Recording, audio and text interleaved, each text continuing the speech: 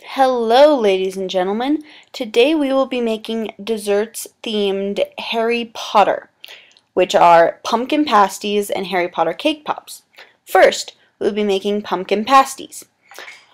This is my recipe. The only thing you're going to need is puff pastry dough and pumpkin pie filling. You can add more to the pumpkin pie filling, but we'll get to that later. First, you're going to want to thaw the puff pastry dough and roll it out nicely as such. You need it fairly thin, but not super duper thin. Just think of like when you're cutting cookies, a bit thinner than that. So then take your cookie cutter or whatever circular object you can find, about maybe 2.5, 3 inches across, however big you want. Then go through and try and utilize as much space as you can and fit as many circles onto your sheet as possible. You cannot reuse puff pastry dough, so just try and get as many onto the sheet as you can. Alright, once we are done with that and pulled all the extra dough away, we can put the pumpkin in there. About a regular spoon should do. Just scrape it up against the side and use your thumb to put it onto the side of the pasty on the circle. So just put it onto the side there so you can fold the extra dough over it and make kind of a little crescent moon there.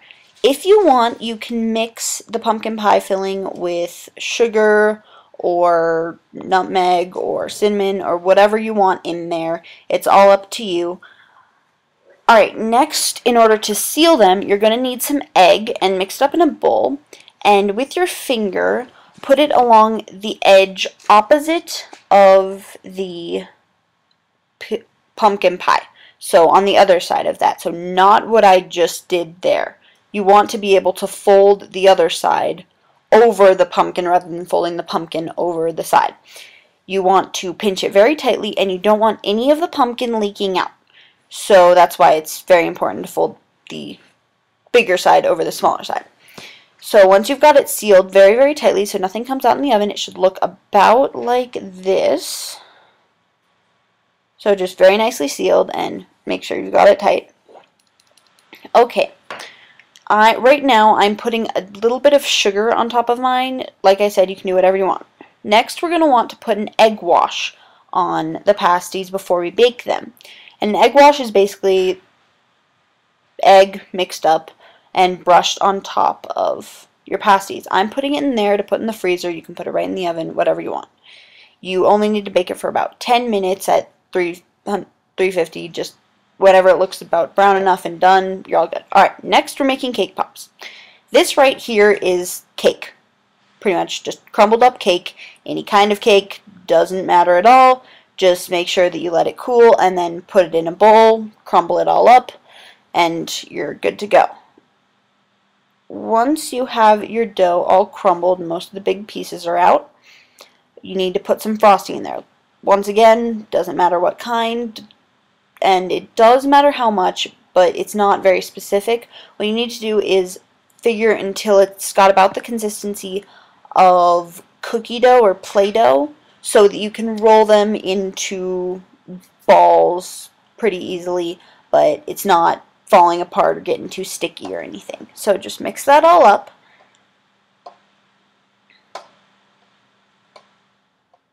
Okay, once that's ready and about that consistency, you're going to be rolling it into balls. Make sure you have a wet rag beside you so you can wipe your hands about every third one so that your hands don't get too sticky, because it can be really, really hard to roll them when your hands have too much dough on them. Okay, so roll them into about a tablespoon, however big you want, size ball. You can really be the judge of it. Just make sure that it's not too big so it'll be falling off the pop when you put it on there. And once you're done with that, put them all in the fridge or in the freezer until they are firm enough. Alright. Now we are going to move on to decorations. For these specific Harry Potter cake pops, you are going to need some fruit roll-ups. And fruit roll-ups can be two things. They can be capes and hair. So I use the hair for Ginny, the red fruit roll-up, I pre-shaped it so that it can fit right over the cake pop's head, and also on the capes. Those are very nice. You can use whatever color, flavor, anything you want, just whatever floats your boat. You can also, the hair is just my thing, you don't have to do that, but it also helps give the hair some support and just something that'll go below the cake pop. Okay, then you're going to need some bamboo skewers or lollipop sticks or whatever you want, because those are definitely crucial. Alright, these are witches' hats. Just an Oreo cookie with a kiss on top attached with frosting. They're not too difficult, but those give a really, really nice touch to your cookies. Alright, and these are the hair pieces that I made. They're pretty cool just because they're already rounded at the top. Once I do the cake pop, I can just put it right on top of the frosting. I don't have to mess around with anything. And then you can put the witch's hat right on top of that, and it'll look pretty cool. Some other ingredients that you're going to need are some sprinkles, because you're going to need some eyes and a nose. Whatever you want to use for eyes, just pretty much whatever works for you, but you're going to need both eyes and nose. Alright, next very, very important ingredient is candy coating. You can find it at any baking store or whatever. It comes in a lot of different colors. I used yellow, but they have a lot of white and pretty much whatever you want to use. It's like chocolate, but it's better for cake pops because it cools and dries at room temperature. So you just melt it on the oven, melt it on the stove, just like chocolate, and put it in a container and you can dip your stuff in. Also, you're going to need some frostings to make mouths and, like I already said, sprinkles. Also, it's a good idea to plan out your characters. That's what I did. You can do pretty much anyone you want. This applies to anything, not just Harry Potter. You can do whatever you want, but that's my Harry. And just make sure you've got it planned out before you start. Alright, this is my Hermione cake pop. Not too good, but that's okay. This, wait for it, is Ginny. She has the hair going on, and that's a cool aspect of that. And this is Harry. You can also make any other characters you want, just whatever works. This is Harry with his cape and scar, and I will show how to make the hair later. Alright, like I said before, make sure that your cake balls are firm, and you can put them in the freezer for about 15 minutes or the fridge for about an hour. Make sure that your ball is nice and round, the right shape that you want it. And then dip your bamboo skewer or lollipop stick into the candy coating.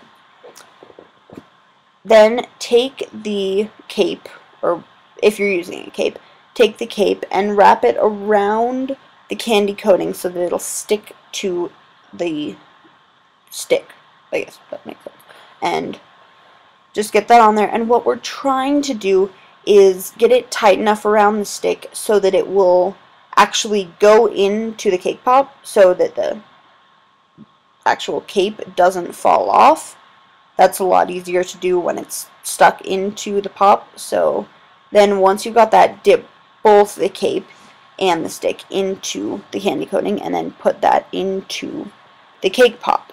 So see how it's in there nicely and it won't fall out, and make sure it's formed nicely around that. Alright, now once you have your candy coating in a deep dish so you can do just one dip and pull it out, then stick it in and pull it out. And I was getting a little shallow here, so, or my candy coating was, so I had to use a knife to get the rest on. You can do that if you want to, but it does give it a little rougher appearance, so it is always best to have a deep dish and a lot of filling in, or candy coating in there, so that you don't have to worry about spreading it with a knife or anything. Also, make sure that your entire cake ball is coated so that you don't have any little loose cracks or anything falling apart on you.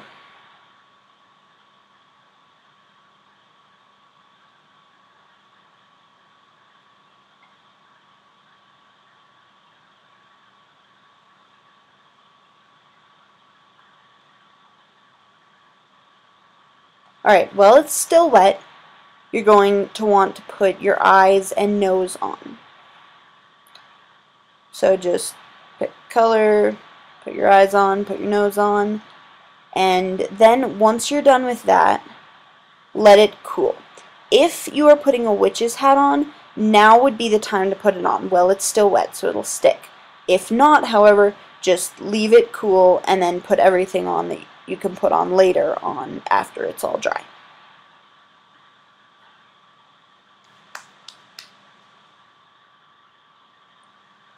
Alright, now I'm showing how we can give Harry his chocolate hair. Alright, so find some dark frosting, dark chocolate frosting, and spread it all over the back of his head. You don't need too much, just enough to where the yellow or the color of the candy coating is covered up where his hair is. So just get that all over, and once you've got it smoothed down, a cool technique is to use the blade of the knife and kind of stick it up, or like stick it to the frosting and pull it up, and that'll give it a nice kind of messy hair look, and I will show that in just a second.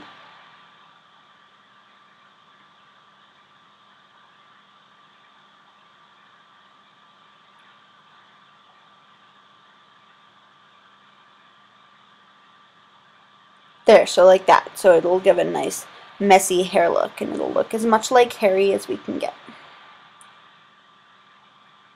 Alright, now we need to give him a mouth.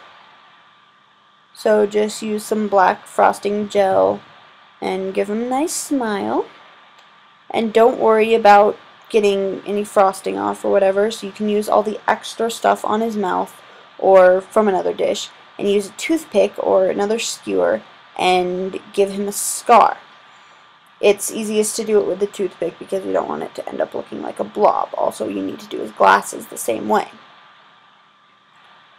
So just give him a nice little scar and some glasses. This can take a while, which is why making Harry's is a little bit annoying because he has more things to add. So although that can be a bit of a drag, it is totally worth it when they are all done.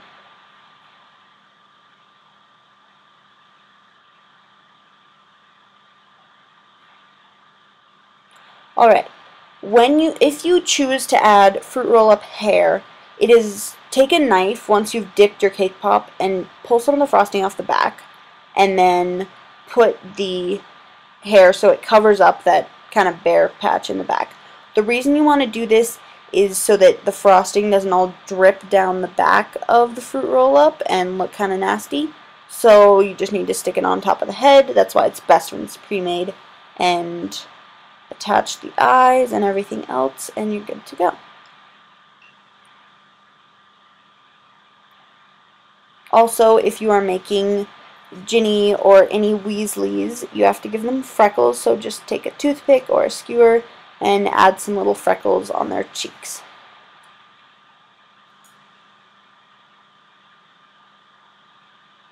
Also, like I said before, make sure that they're all the way coated, otherwise they'll tend to fall apart, and that's not what we want.